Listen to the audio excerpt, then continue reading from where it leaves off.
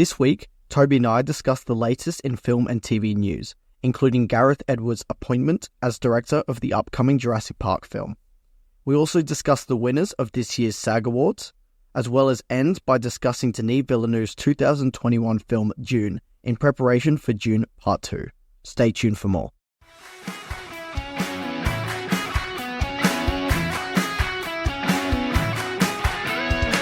Hello, and welcome back to the Clap Podcast. We're here on our third episode to talk about all things film and TV. How are you, Toby? Yeah, I'm alright. So we're back at uni now, I think both of us, so we're struggling a little bit to watch as much film and television as we perhaps have in the past. But some very exciting news coming up. We've got Dune 2, which we're obviously both very excited for. We are indeed. Back to the books for you, back to the cameras for me. Yeah, our uni lifestyle is very different, but we are very excited to talk about some of the news this week, as well as some of the things we've watched. But I think we're just really keen for Dune Part 2, as I'm sure the rest of the world is. But there is some good news for the rest of the year and beyond that we are really excited to get into. So Toby, tell me, what have you seen this week? So I've watched a couple of things. I watched a film that I've watched before. It's called His House. Never heard of it. It's a horror film on Netflix. It's just about asylum seekers, a family of asylum seekers who seek asylum in the UK, and they get granted a house that they can live in, and obviously it's haunted and lots of terrible things happen. It's a really good watch. I would recommend it. It actually did get me jump scared a couple of times. I think I was watching it at like 12 at night though, so that might have been part of it. The other one that I've watched is the new Avatar: The Last Airbender live action series. A lot of people talk about this one. Yes, so I'm two episodes into that one. Came out 5-6 days ago now. But yeah, I only started watching it recently. I'm a huge fan of the original animated series. It's not quite living up to that just yet. I've heard people say that it gets like better later on, but I always struggle with like child actors. I just feel like they struggle with delivering a convincing performance a lot of the time. Not to say that these actors are terrible. I've seen worse performances, but it's just drudging through until hopefully it gets better for the time being. And then, of course, at any given point in time, I'm watching Naruto, so I've been watching that a little bit as well. How about yourself? Yeah. Some great options there. I have rewatched 3 films this week. When I say rewatched, I've rewatched 2, and I've seen 1 for the first time. So I rewatched the Hunger Games prequel, The Ballad of Songbirds and Snakes, a film I'm personally a fan of. I know it's got mixed reviews. Some people love it, some people hate it. I find it really enjoyable. I think it lives up to the other ones, and it's a perfect addition to the franchise. I think it's really enjoyable. I also rewatched Dune for our discussion later on in the episode, so I'm really excited to talk about that one. But the new film I've seen this week, which is an older one now, but I watched X-Men Origins Wolverine to keep up with the X-Men rewatch that I'm doing. And look, this one, it doesn't hold up with the other ones. It really doesn't. But it has some enjoyable moments, and it's very fascinating for me as someone who is really excited for Deadpool 3, who doesn't know about the origin of the character. It's really good to watch Deadpool in X-Men Origins Wolverine. So this is the one where he's got his mouth. It is the one where he's got his Weapon 11. Yeah. And now I think that is really interesting to look at how the mutants are treated and the conclusion of Wolverine's character in this film, and then how that precedes the rest of the X-Men films. Sure. So really interesting, adds all the characterization to Hugh Jackman and his character as Wolverine. But I don't think it's a film I'd rewatch, but I'm glad I did to get context for the later films that I do really enjoy. Sure. Why don't we get into the news of the week? I think you're excited to talk about this one. You're a big fan of the Jurassic Park, Jurassic World movies. Yeah. I really enjoyed the first one. I think that is a masterpiece. One of my favorite films of all time. Can I just... The Jurassic Park or Jurassic World? Jurassic Park. The Steven Spielberg, the original film. Masterpiece, near perfect film. I love it. Yeah. The films that precede it, the second Jurassic Park, is an enjoyable watch. Yeah. I don't think it holds up, but it's enjoyable. No. Third one, I don't really like to talk about that one that often. I try not to rewatch it. You try not to rewatch it yet. Strung back every time. But I do enjoy going through the series again, so I always find myself coming back to it because I do enjoy a Jurassic Park rewatch. Yeah. But I am a defender of the first Jurassic World. I do think that's an enjoyable watch. And then the other ones after that are just fun popcorn blockbusters. But this is very interesting to me because I really didn't know where they were going to go from the end of Dominion. So Gareth Edwards is set to direct the new Jurassic World movie. Now, for those of you who don't know who Gareth Edwards is, he's been talked about a lot recently because his latest film, The Creator, came out last year. Oh, yeah. So that has been nominated for Best VFX at the Oscars. Yep. But he also did films like the 2014 Godzilla, which obviously had Bryan Cranston in it. And he also did Rogue One, a Star Wars story, which has been a really popular Star Wars film in the new generation of Star Wars. Yeah, some big films for sure. Since its Lucasfilm's acquisition by Disney, that was a big Star Wars film. So the new Jurassic World film is scheduled for July 2nd, 2025. That bit scares me a bit. Yeah. That is not a lot of time to go from script to pre-production to production to post-production and release. Yeah. That's a quick turnaround of a completely new massive blockbuster. Yeah. Another thing that was interesting was David Leitch was actually on board to direct the film, but he dropped out over creative differences with the studio. Sure. Okay. But ultimately, I think Gareth Edwards is a great choice. He used to be a VFX artist before he became a director. So he really understands how to blend great imagery and great story with VFX. And so I think he's a good addition to add to such a spectacle that is the Jurassic World films. Sure. But I'm really excited for this one. I'm interested to know where they're going to go with the Jurassic World series. And I think that's the part I need to get before I get really excited. But I think on paper, the stars are aligning and everything looks like it could go in a good direction. Yeah. But again, as we've spoken about in previous episodes, it's a lot of sequels and spin-offs and all that. Not all of them have lived up. No. But I do think with the right director and the right writing team behind it, and I believe one of the writers of the original Jurassic Park is coming back to do this film. And I think that could be a really great addition to the cast and crew as well. Sure. So I'm interested in this one. Yeah, no. I can't say I was a huge fan of Dominion. Was that the latest one? Yes. Like I got a little lost in perhaps what they might call the plot. Well, I like it when my plot involves dinosaurs. Yeah, I mean, there's only so many times you can go like dinosaur, distraction from other things. I feel like you still got to tell a compelling story. And that's what the first film does so well. Yeah, it really does. Because you do have engaging characters, but it doesn't remove the dinosaurs from the spectacle and the focus of the film. But yeah, I also went and saw The Creator with you. Yeah, we did. I thought the visual effects was obviously stunning and it's worthwhile being mentioned. I wasn't a huge fan of the plot once again, so I'm a little worried about this one. You're a little more negative on that film than me. I was a bit of a defender of it. I really did enjoy it, but I agree with you. But I also think it's a Jurassic film. You know, at the end of the day, there's certain things that the audiences want. I do trust Gareth Edwards to bring an intriguing story because he did with Godzilla and he did with Rogue One.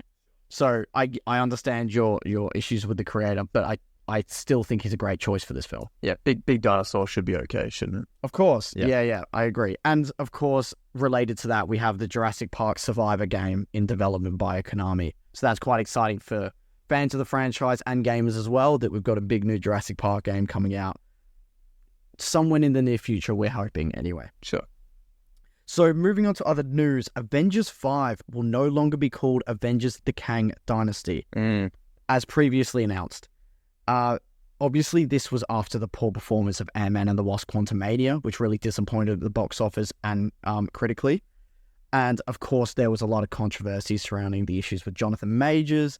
And I mean, we knew they were going to go in a new direction, but the announcement that that title has been completely changed is very interesting and kind of proves that, I mean, the idea of Kang in this MCU is basically being forgotten now. Yeah, I think putting the controversy with Jonathan Majors aside, I didn't feel Kang was all that compelling of a villain. We went and saw Ant-Man. We did. And we didn't enjoy it, we really didn't. That was one that we had to like drag ourselves through to get to the end. And it did feel like one of those films that you had to watch just so that you knew what characters were going to be in the next sequence, like films. Like and I just can't. It's an MCU film that physically frustrated me in the movie. Like, you and I both were tensing at decisions that were being made. Yeah, and it's not just us, by the way. This film was terribly received. I don't think it did all that well in the box office as well. Absolutely. No, we're not the sole haters of this film. No. And even hate's a strong word. We just not enjoyable. It just didn't work for us. Yeah. And it didn't work for a lot of people. So I understand they're going in a new direction with this one. Yeah. But yeah, really interesting to see who they do try and make the villain. I think Marvel has tried to rush to make a new Thanos for themselves, which, like, how long did the MCU start to get to the point where, like, Infinity War was like this massive blockbuster with all the characters and Thanos being this major villain? Like, I feel like they spent the time and they put in the effort for that to be rewarding. Kang was just kind of like, oh, this guy, look at him, he's scary. And that's, like, I'm not compelled by that. No. So, I mean, it's not massive news in, like, the sense that I think we all saw it coming. Exactly. It's just now we've got that confirmation from Marvel, I guess, through this. Yeah, but talking about villains in Marvel, here's some interesting ones. Daniel Craig is rumoured to be in talks to play Marvel's Doctor Doom in the Fantastic Four movie. I'm not gonna lie, I'm pretty excited about that. I'm not entirely sure how Daniel Craig would do. I don't know if I'd like rather a younger actor, perhaps. Obviously, Daniel Craig is a brilliant actor, and Doctor Doom is a fantastic character who is very beloved in the comics. It'll be interesting to see how they do the costume, because obviously he wears masks a fair bit of the time, so I don't know if they want to be showing off Daniel Craig's face as much or something like that. But yeah, certainly interesting news to hear about, and having a massive villain introduced who is massive in the comics, and like a lot of the TV series and stuff like that as well, played by such a significant actor is huge news. Yeah, I think that's an interesting one, especially given the Easter egg that we've seen in the Deadpool 3 trailer with the Secret Wars comic book being seen in one of the shots of Deadpool on the ground. And so I think Marvel are really trying to get us excited about the idea of Doctor Doom being a major part of the MCU going forward. I think Daniel Craig's a great choice. You know, I'm a huge fan of the Bond films that he stars in, and other films that he's done, The Girl with the Dragon Tattoo and films like that. He has shown that he has a wide range in his acting ability and can absolutely pull off a menacing villain, in my opinion. So I think I agree with you. I wonder the longevity of Doctor Doom being played by Daniel Craig, but would a younger cast be better? But I don't know. Who knows what their plans are? But if they're looking at the long term, is Daniel Craig the best choice? We'll just have to see. But I think it depends on how much they're expecting from Doctor Doom and whether we're going to get Doctor Doom as the big reveal in Avengers 5 or whether we're looking at an even longer term plan here. Yeah. I guess it's all waiting to be seen. So we just have to wait and see. But I'm definitely interested. I think that's an interesting one. Other news about the Fantastic Four film. So Eben Moss-Baccarat, he from The Bear, if you've watched The Bear, he is in that. He's playing the Thing. Cousin. He's playing the Thing in the Fantastic Four film. And he said that the character will be brought to life using CGI rather than practical effects. And then Cody kind of diminished practical effects a little bit. He said it kind of comes off as like cosplay and amateur. I think that might have been his direct along those lines, yeah. But yeah, I don't know how I feel about that, because I think practical effects, a lot of people are huge fans of practical effects in superhero films rather than CGI. I think it's interesting for the Fantastic Four films just because we have 2 points of references. We have the original Fantastic Four films. I feel like they were early 2000s. I can't quite remember. That was obviously all practical effects. And then we have the newer one, which was not as popular, which used CGI. So I feel like those are your 2 points of reference. I don't know if people rathered how they looked in either film, but for the time being, it's going to be CGI. And yeah. I think a lot of it comes down to the tone of the film as well. Yeah. Those early 2000 Fantastic Four films were very family-friendly, enjoyable popcorn flicks that weren't trying to be much more than that, in my opinion. Whether you just call that generic and bad, I'm not going to be the judge of that. For me, they were just enjoyable early 2000s films, right? But I think it depends on the tone of the film. If they're going for a serious long-term character, I understand the use of CGI because you want someone who... And we've seen it through characters like Hulk, and despite the controversy surrounding his design in later Avengers films with sort of the mashup between Banner and Hulk. Yeah. At the end of the day, the CGI was really impressive and it was believable. That wouldn't have worked in a suit. At the end of the day, it wouldn't have. No. So I think depending on what the design they're going to go with and whether it's a darker tone of film or whether it's a lighter, family-friendly tone of film, that makes a big difference on how the CGI will look and how the character will be designed. Yeah. So I think it comes down to that sort of a more practical cosplay look can work in a certain scenario. But if they're going to go for a bit more serious, long-term, tense approach, something a little bit more dramatic, then I think CGI could be a better way of doing it, where you can have a better range of movement and apply the incredible technology we have. I mean, the Planet of the Apes films, even the Avengers films, we've seen characters brought to life in incredible and stunning ways using CGI. So I think it's unfair to say that practical can only look like cosplay and it looks cheap and it looks bad. That I think is too far. But I think people criticizing the use of CGI for characters like this is also a step too far, because it can be done really well if the given time and resources and respect to the VFX artists are given. No, I agree completely. I just hope Dr. Doom isn't as much CGI as it is practical effects. I reckon his costume would look significantly better in practical effects. But yeah, I think we've talked about Disney enough for now. Let's move on to the next piece of news. The John Wick spin-off Ballerina has been delayed until June 6th, 2025. So I think it was meant to release sometime this year, but it's been pushed back to next year.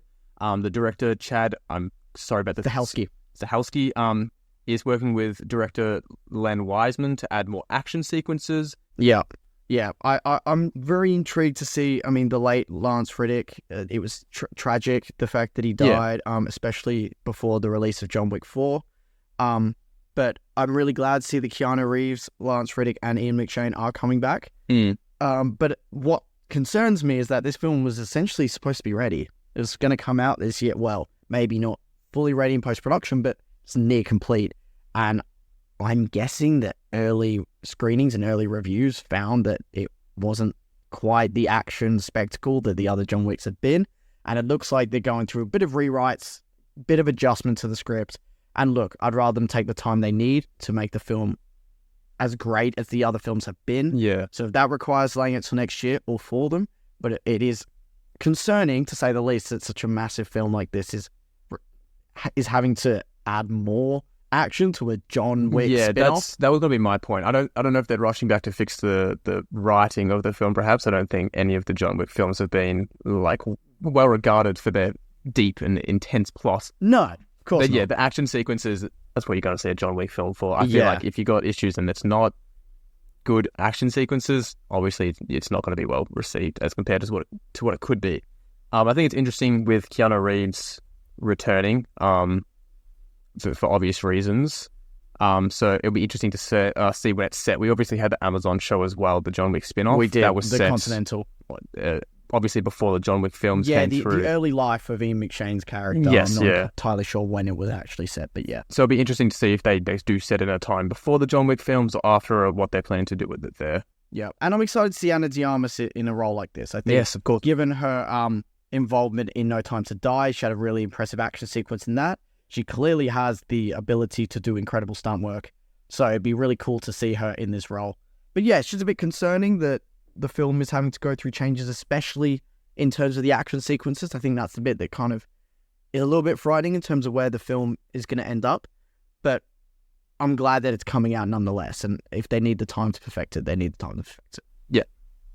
In other news as well, we have Tom Cruise, who is going to star in Alejandro de Inarritu's next film at Warner Bros. And Legendary. So Alejandro's previous films include The Revenant and the widely renowned Birdman. That's a big film with Michael Keaton.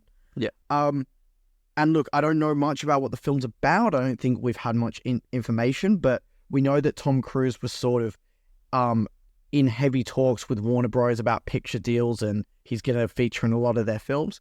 So it's really interesting to see him work with a really renowned Oscar director with The Revenant and The Birdman. I think it might be a new direction for Tom Cruise, or going back to some of the other dramatic roles that he did in his earlier career. It's not a Tom Cruise film unless he's running really quickly at something or throwing himself off a plane or something ridiculous. So I don't know. I feel like there'll still be action in it. Maybe it'll just be like plot-driven action. That'll be the excuse to drive a motorcycle off a cliff or something. I don't know. I know what you mean, but we have seen him do dramatic roles in the past. Yeah, no, for sure. And so he definitely has the ability to engage in that side of his career a lot more.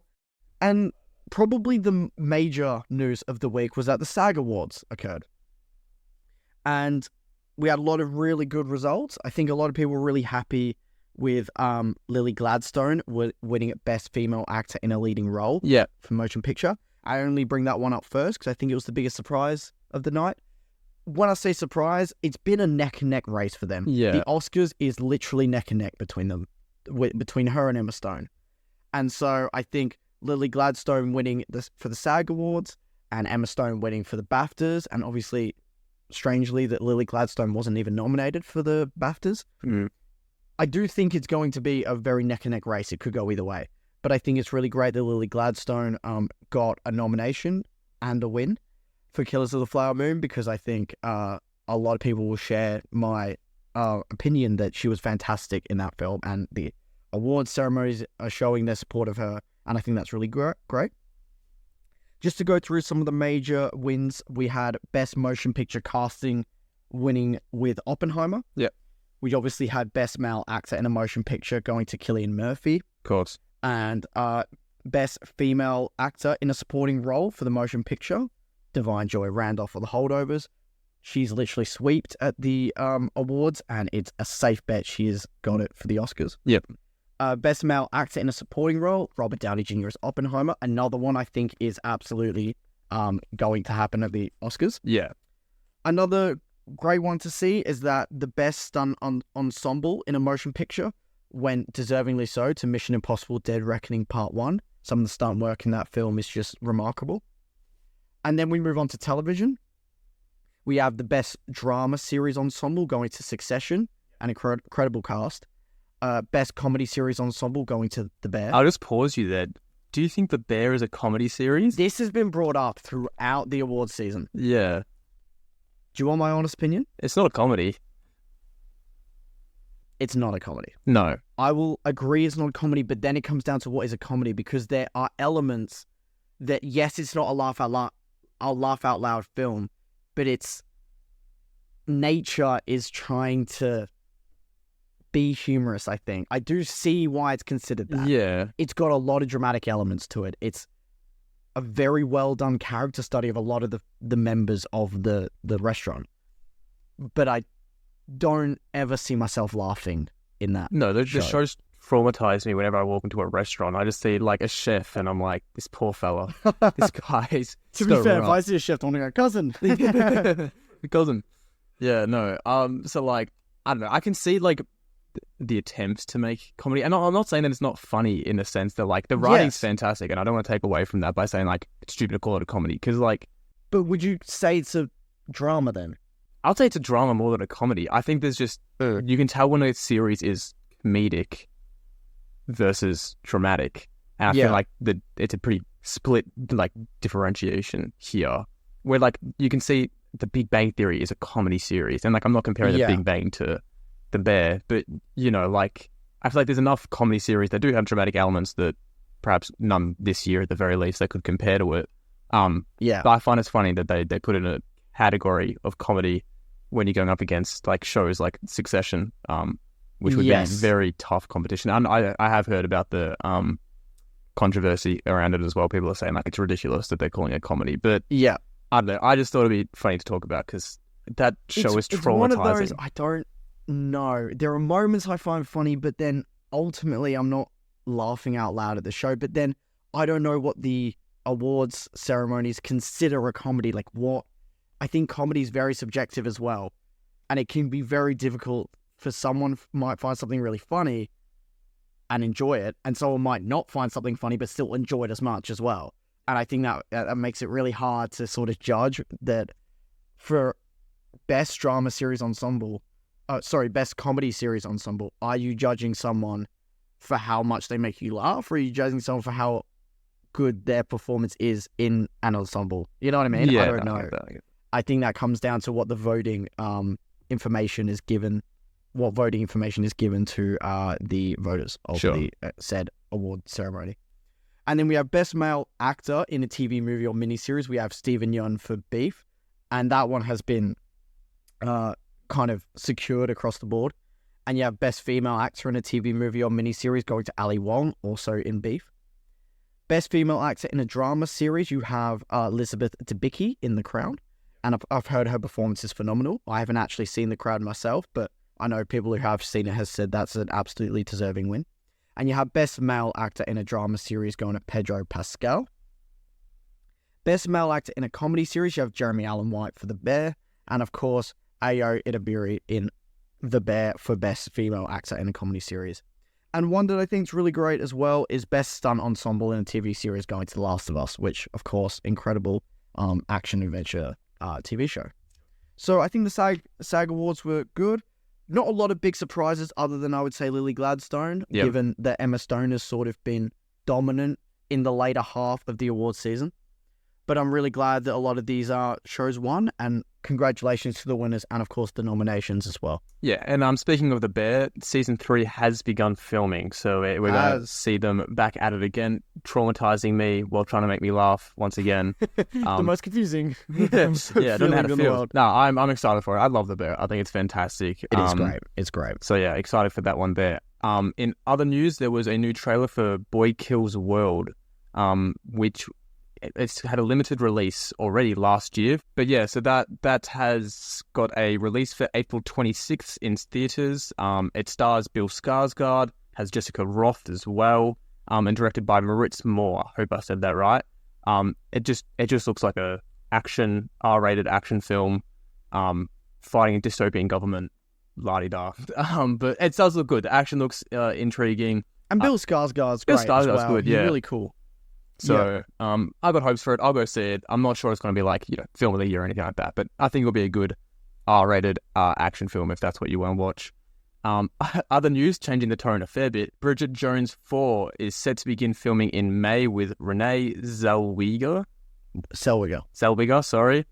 So quite a different theme from Boy Kills World, but for people who do love the Bridget Jones series, there's a fourth one.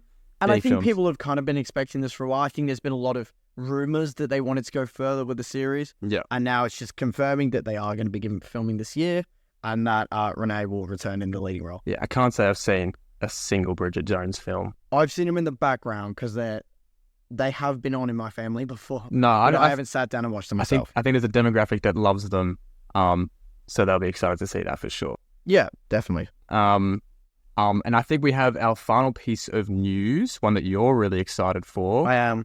Do you want to share this one? Yeah, so Prime Video will start filming Blade Runner 2099 in April. It is set in the future after the events of Blade Runner 2049, which is genuinely one of my favorite films. I think Blade Runner 2049 is incredible. I think Blade Runner, Ridley Scott's Blade Runner is incredible as well. I think both films are phenomenal pieces of sci-fi. I don't know what to expect with Prime Video making this. That's the only bit that scares me. Nothing against Prime Video. But what Denis did with Blade Runner 2049, and we're going to get on to what he did with Dune as well, but Denis is a master, and he absolutely nailed that sequel. Yeah, that's right. Take that back. It's phenomenal. No, it's good. It's a fantastic film. I'll give you that. It's a good film. It's really great. And I'm really excited to see them go forward with the Blade Runner series. I want to see more Blade Runner. I think the world is incredible. So you're excited to see more of it. I am. I feel like when I've got a piece of media that I hold dear to me, I'm like, don't touch it. It's sacred. But I will always have 2049. Yeah. I will always have that. I'm not saying I want them to go further with in terms of Deckard and Harrison Ford's character and Ryan Gosling's character. I'm not saying I want a direct continuation, but I want to spend more time in that world because I think the world is really good. And I think with the right studio and the right filmmakers behind it, they can do a lot with that world. There's a lot of substance there. Yeah.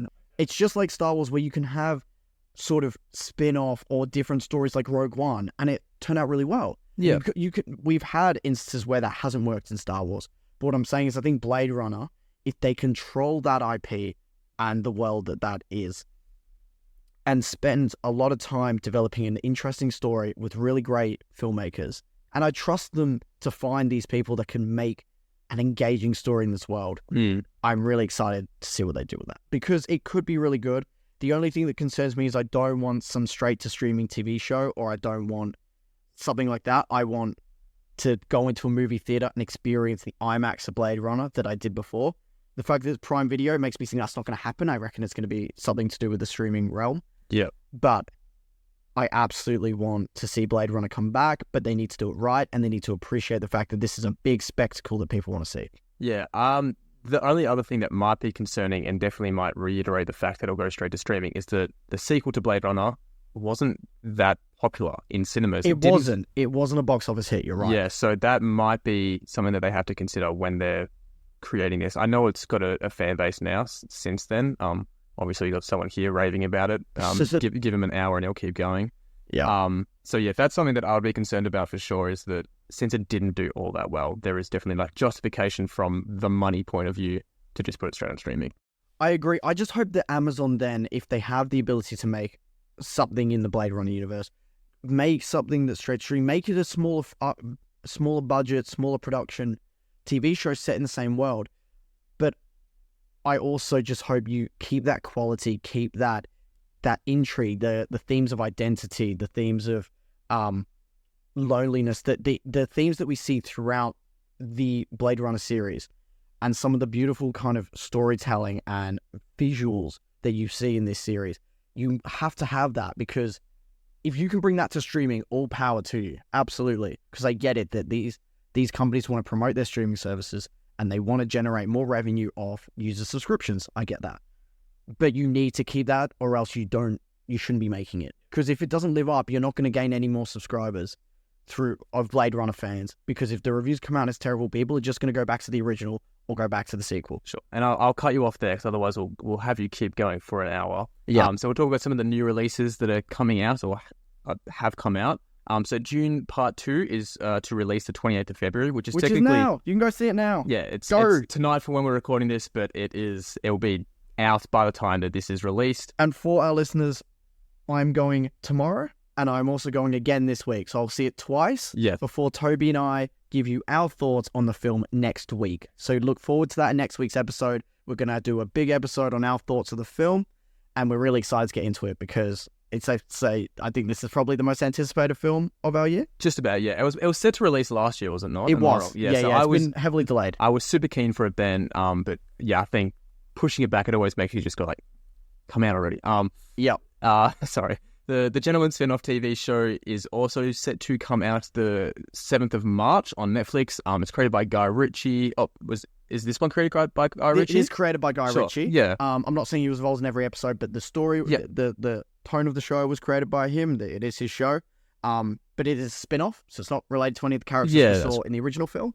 But that is coming to Netflix, and I'm looking forward to that one, because I thought the first film was really great. Yeah, no, I love The Gentleman. It's a funny film. It's a good film. I also just find it interesting when, just going back to, I probably shouldn't do this for the sake of the listeners, going back to the Blade Runner, when you're talking about world building, the world building of The Gentleman isn't like as different to our own world as compared to the likes of Blade Runner, or even like the John Wick spin-off show that we saw and stuff like that. So I don't know necessarily if you could have just created this as its own IP and just had Guy Ritchie's name tagged along. I think it could have done just as well, perhaps. But even in the trailer and stuff, they're not advertising it as related to the film. I think it's just a similar tone and maintaining that idea of these sort of gangs of the United Kingdom and how they interact with each other. And I'm not sure whether the drug business is going to come back. Sure. I've been trying to sort of steer away from a lot of the news surrounding the story, because I want to go in fresh. Yeah. But I think Guy Ritchie at the helm, he can do a lot with these stories, and especially the gang stories. We've seen it with Lock, Stock and all those films.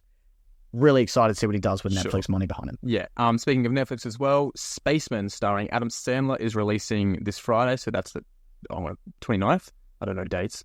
On the 1st of March. 1st of March, sorry.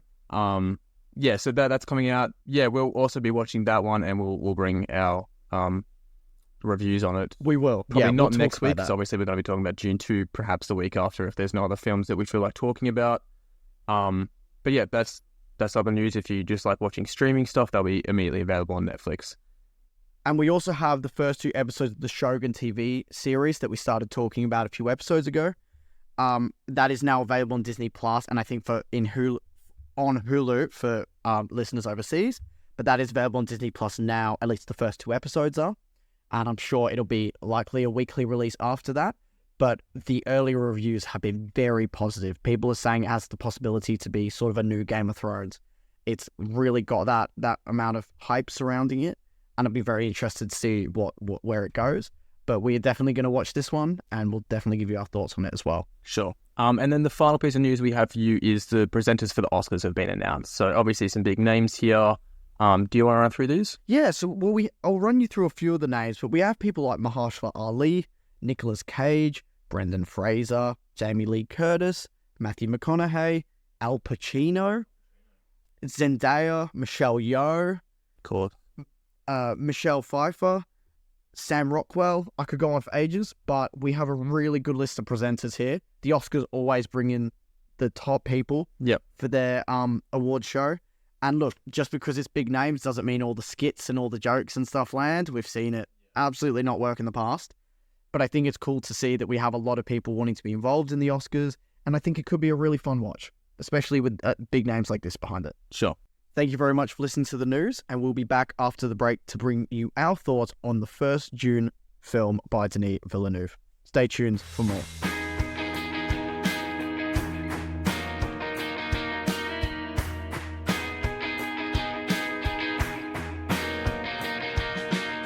Welcome back to the next segment of the show. We will be discussing Denis Villeneuve's 2021 film Dune, starring Timothée Chalamet, Zendaya, Rebecca Ferguson, and Oscar Isaac. Toby, look, we have seen so many sci-fi films adapted from books and comic books and all that sort of thing before. Why does the first Dune film stand out to you? It's Star Wars but good.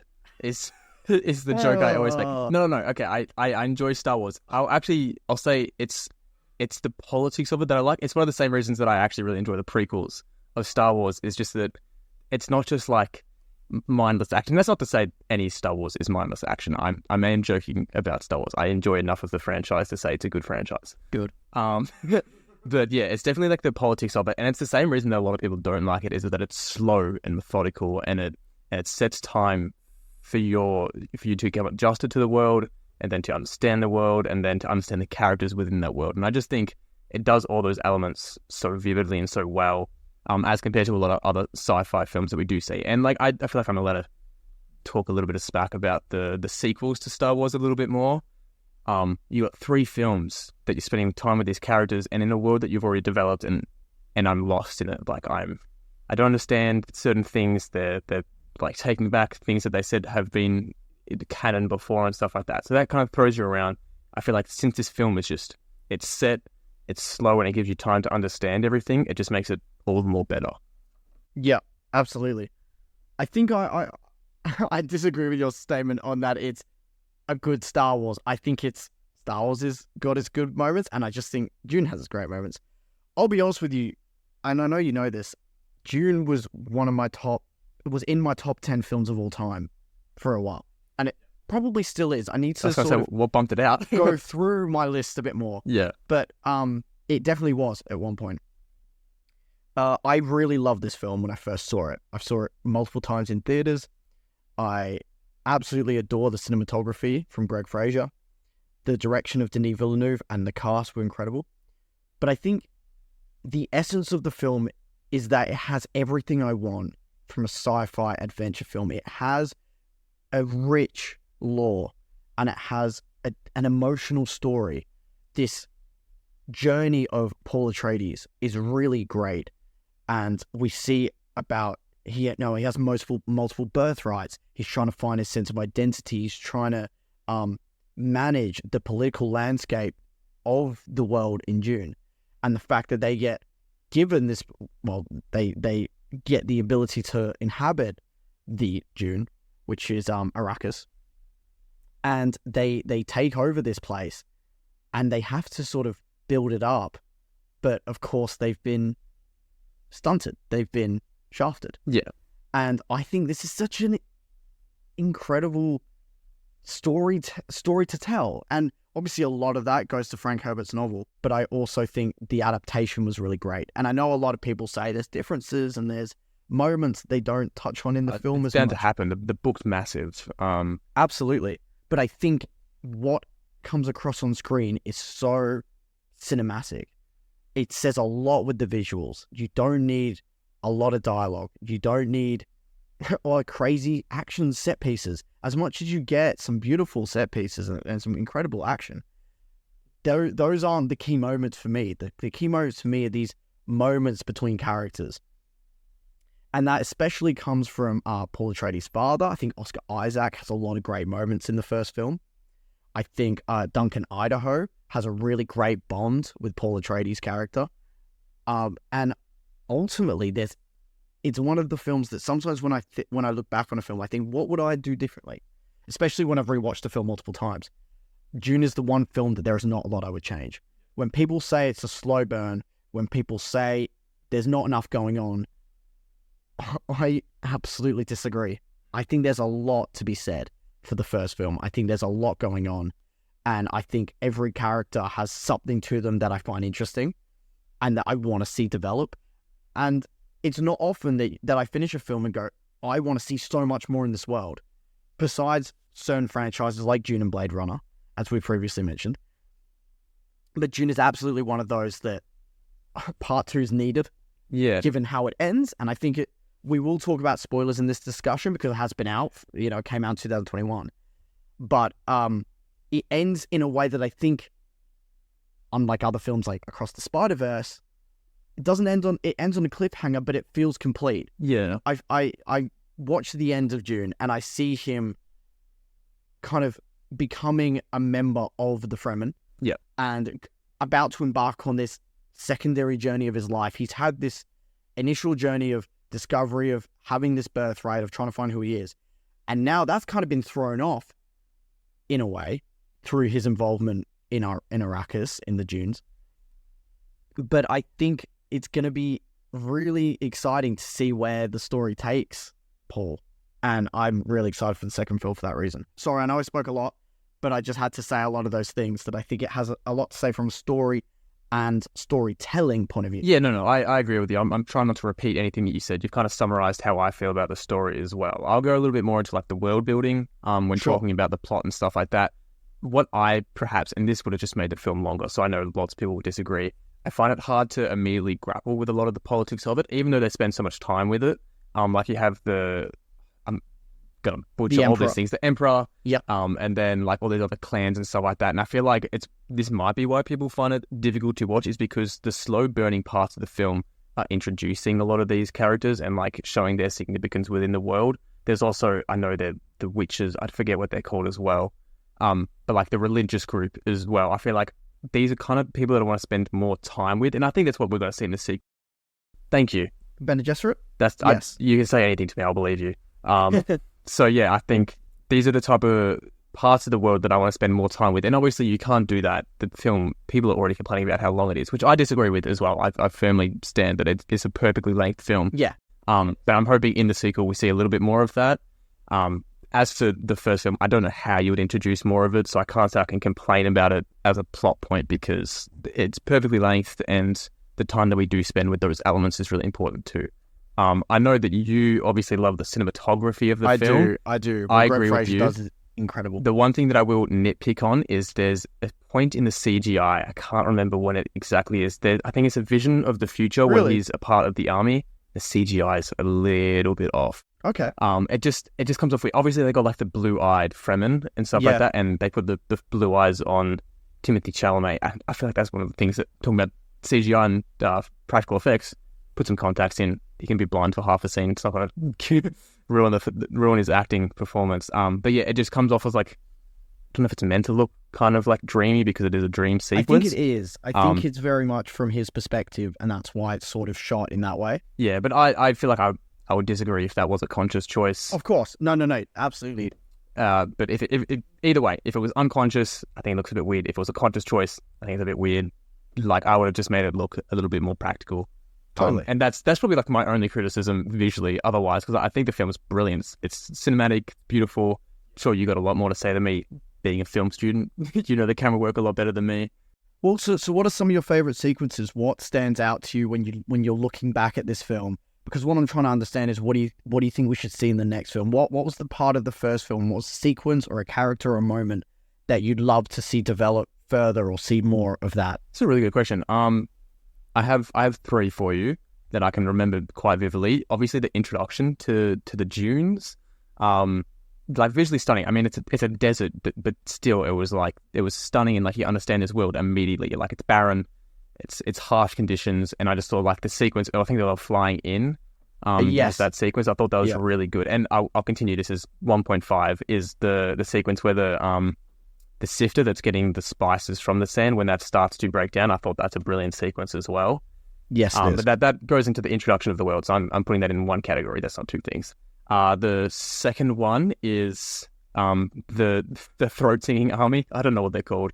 But they go to the other planets where they pick up the army to then raid the. Oh yes, I thought that sequence was such a contrast to what you see. Like it's beautifully set up. Yeah, the Dune planet is like bright and red and orange and yellow, and then you go to the other place and it's black and white, and it's very dark and grim. And I just thought that was a very good like contrasting of like here's this side, here's this side.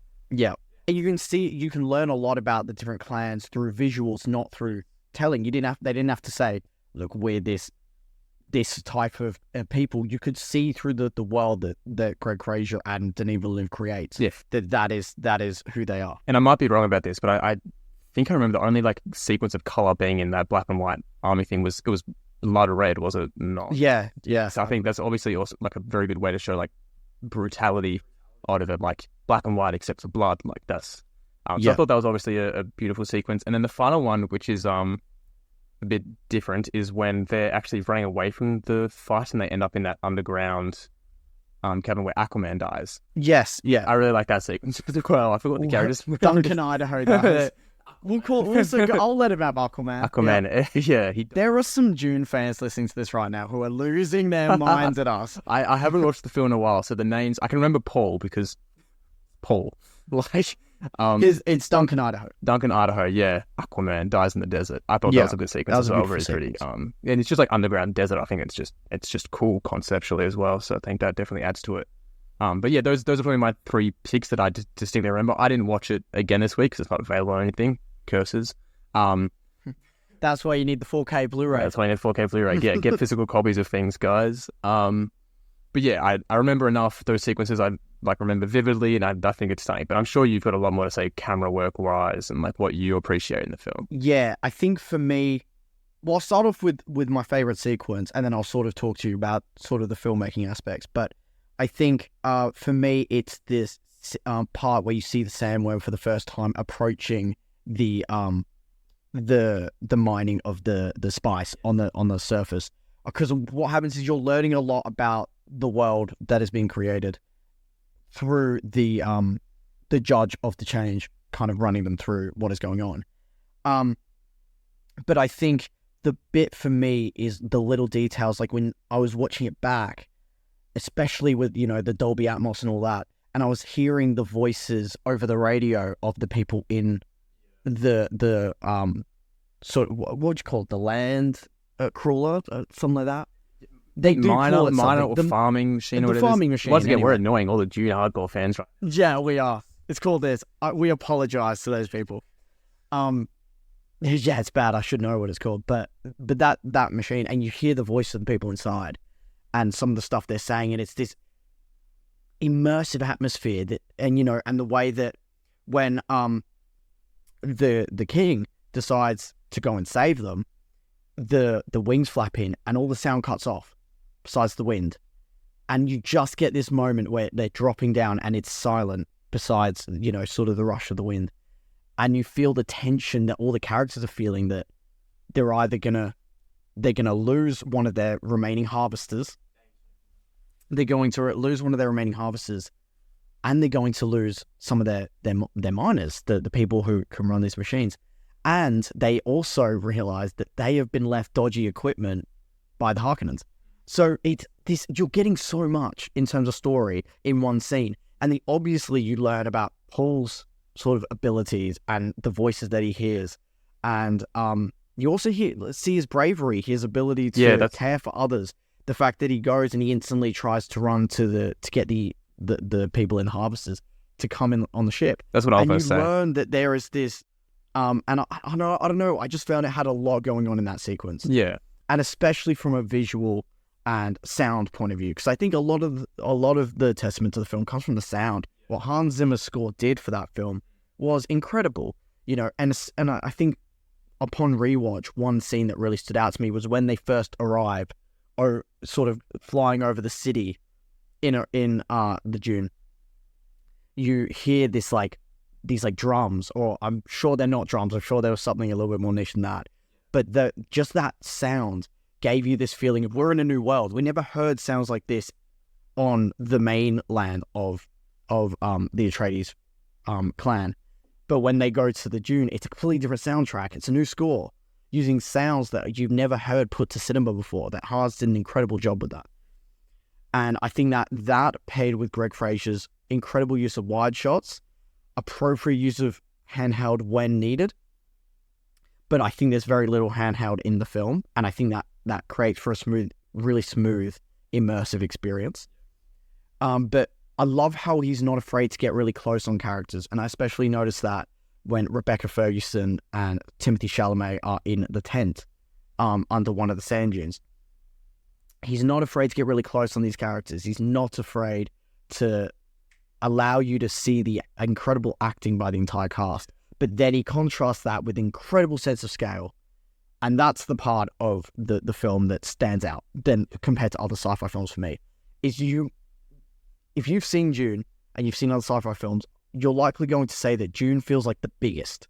And by the biggest, I mean in terms of scale, complexity and scale, that Denis and Greg have been able to craft this immersive experience that the ships feel like massive ships and the people feel like an army or a clan. They have this incredible sense of scale.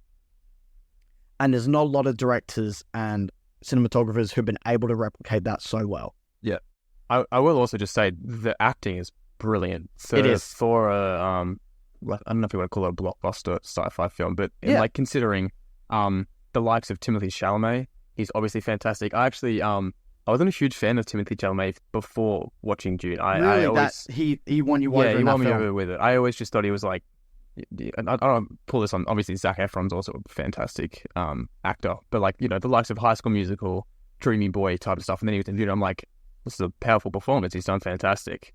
So yeah, obviously the actors really brought it through as well. They were fantastic in it, fantastically like delivery of dialogue, which really like made you convinced that the characters were within the world that they're in and stuff like that. So I think all of that adds with the direction and cinematography just to make the world feel all the more real. Because like as much as you can have beautiful cinematography and fantastic scenes and stuff like that, if the actors are poor, then it takes you out of the world immediately. Because you're like, they sound weird, they look weird, like that type of stuff. And costume design as well, like it all like kind of cuts up together to make this like film feel fantastic and real. It feels real, doesn't it? And in a world that shouldn't feel real, I mean, it's a sci-fi epic. It shouldn't feel that real, but it feels lived in. And it's, I think, a lot of what people love about Star Wars and other sort of, and Blade Runner and other sort of sci-fi films. Those ones stand out because they feel lived in, they feel real. And Dune is absolutely a part of that in history now.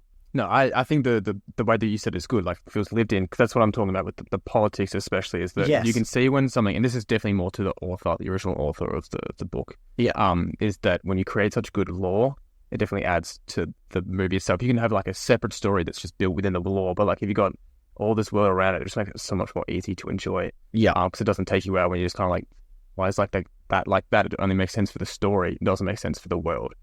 So that's certainly what I enjoy about it. But I think you can talk about some of the negative reviews. Obviously, I said people are complaining about how long it is. I know you completely disagree with that.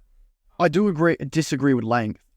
There's the only thing I would say is I think the film can be restricted by the fact that it has to explain everything.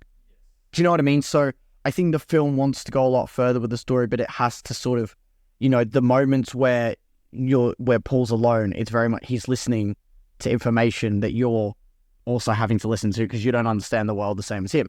And this isn't necessarily criticism, but it's what I think is going to allow Denis to let loose on Dune Part 2, is he doesn't have to necessarily explain everything again. We now understand the clans. We understand that there's an emperor overseeing everything that's going on. We understand Paul's character and the relationship between the Atreides and the Harkonnens and all that.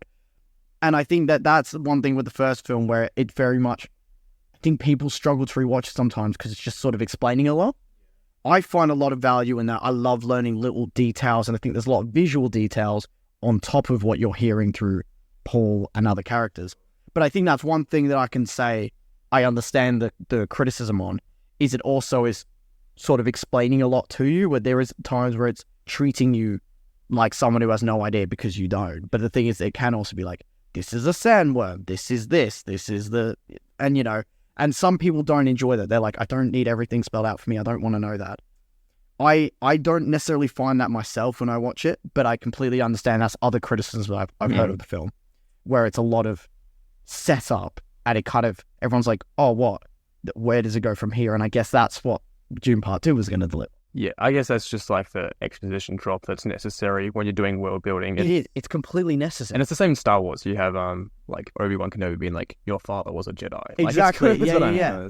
And I think that's one of those things where I think that's why people love, you know, Empire and films like that, because they know the galaxy of Star Wars now. And so Empire can really let loose on its story, and you develop Darth Vader and Luke Skywalker and these characters. And I think that's what I'm expecting from Dune Part 2. Sure. But that would be another thing that I'd say about the first film. Yeah. I want to ask you, how many claps would you give Dune? Oof. And I know it's not a new release. We don't normally do this for other films that we talk about, but I'm just curious. Imagine you transported back to 2021. You've just come out of the theater. What would you give it? I'll give it a 9. I'll give it 9 claps just for like the genre that it's in. It's not typically the genre that I go to. I'm not like, I love sci-fi. Actually, I don't know what I'm saying. I love sci-fi. Yeah. But like, I find it really hard to have like a really good and like deep story with sci-fi, and that usually takes it down a notch for me. And that's why it's not a 10 at the very least. But yeah, maybe you're right about the exposition. Because I don't know if it's a film that I rush to rewatch all the time, just because it is a little bit harder to like, I don't want to say drudge through, because it's not drudging through. Like, I still enjoy it. But yeah, I totally get that where you're listening to it and go, I know the same words now. So you kind of, it doesn't have that rewatchability for you. Yeah, but as I said, I've watched it multiple times. Like, I remember when I first saw it, and then someone was like, "Oh, let's like, have you seen this?" And I was like, "Yeah, I watched it again. Like, I really don't care. Like, it's a good film. I'm not feeling bad about watching it again." So yeah, I'll go with 9 claps. We'll have to see how Dune 2 goes. Maybe Dune 2 will knock it down, because I feel like sometimes when a sequel is just so much better, it makes the first one seem a little bit worse. It's interesting you say that, because I would give it 10 claps, and I absolutely think that's a possibility. Yeah. Because if I come out of Dune Part 2 and go, this was so much better, well, then I'm going to be like, well, there must have been flaws in the first one that I didn't quite see. But that, sorry to cut you off, but that is what I would give. No, that's fine. 10 claps. Do we have to do something special for 10 claps? Do you have to clap all of them out? Yeah, I don't know. I feel like we should. I'll put a sound in for something. That's the first 10 that we've got. The first 10 the Clap podcast has given. Yeah, that's big. It is. No. I think, and I think it's a testament to this film that I don't think we've given a film this high rating. We gave The Iron Claw an 8, and you gave it a 7, I believe. Yeah. I should also say to our listeners, we've had a lot of comments about why we do it out of 10 and not 5. I just find it's easy to explain. Like, an 8 out of 10 makes a lot more sense. 7 versus an 8 is like such a big difference compared to like a 3 or 4, which is even bigger. Like, but like even like 3.5 to 4, I don't know. Just for me, I just enjoy saying 9 out of 10. It just feels a little bit better. I don't know. Maybe it's from my old IMDb days, because they're out of 10, and I think it kind of relates to that. But I know everyone's using Letterboxd now, so that's a bit different. It's still out of 10. It's you got half stars. Exactly. So no, it is. But a lot of people have sort of said, why don't you do it out of 5? And it's just, I think it comes down to when I used to use IMDb, they used to give things out of 10, so it's just kind of stuck. Yeah, we start doing like 9.15. Yeah. So before we sort of end this episode, I want to ask you, what are you most looking forward to about Dune Part 2? Why do you think it's getting the incredible early reviews that it is? Why is it going to be exciting? I'll start by saying I think it's drawing in a lot of people is because the cast is so massive. Like, yes. Timothée Chalamet and Zendaya, their names alone will bring people to the cinemas. Like, they're huge. And the additions of Austin, I've heard a lot of great things about Austin Butler. Yeah. Thank you very much. Yeah. I would love it if he does that. I'm keen to see him like cut someone's head off and starts doing a hound dog. Yeah. So obviously the names is what's bringing people in, and the first one, it was well received. As much as I've said people are complaining about how long it is, I think a lot of people really enjoy it. Yes. I think the reason that people it's got such big rates is, I mean, it's a massive film for starters, so the marketing is going to be huge for it. I can't really say what it is. I think since it's a part 2, you're always going to get more people coming in to watch it from like the initial one. Cinematography is obviously stunning. I feel like people usually underappreciate that though in comparison. Perhaps it's just the story. People are really compelled by the characters, but I don't know what I can say. What I'm really excited for is to see the conclusion of the story. Essentially, I love the world. I love the characters. I think there should be some good action sequences, which I'm really excited for, because big CGI fights are always exciting. I think there's going to be a lot of practical fights too, mixed in there as well. Yeah, I agree. So that's all what I'm excited for. I think there's lots of good reasons to go in. I can't say like one thing specifically just because it's such an exciting movie.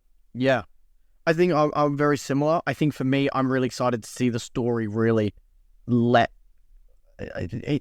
because of the sort of things I was saying about the first one being restricted by having to sort of explain the law and things like that. I think Denis is going to have the ability to just let loose and go, right, let's tell this story of Paul. We don't need to explain who anyone is anymore. Let's just let loose. We're going to see some incredible action, I'm sure. We're going to really delve into the Fremen in a much deeper way now that Paul is sort of, at least as far as we were at the end of the last film, going in that direction with the Fremen. And I'm really, really excited to see the new additions in terms of Austin Butler and Lea Seydoux and the Emperor making an appearance as well. Yeah. So there's a lot to be said about the story that I'm excited for, but I think as well, seeing the action spectacle that Dune Part 2 can offer, it is it's got a bigger budget than the first one. Yeah. Not them saying budget is anything, but I definitely think that says that it's going to have a lot more action, and it's obviously got a lot more characters in it. But ultimately, I'm really excited. I think these characters have the potential to be really fascinating and have incredible arcs. And I think that is what we're going to get from Denis, because he is a master at what he does. Yeah. And one of my favorite filmmakers, and he's going to deliver an incredible film. I'm going in with no expectations. No, of course not. It'll bomb. It'll be terrible, calling it. I'll just finish off with one question for you. Yes. The first film earned $434.8 million. Yes. At the total box office. I want your predictions now. At the end of its box office run, how much do you think Dune Part 2 is going to make? Oh, gosh, okay.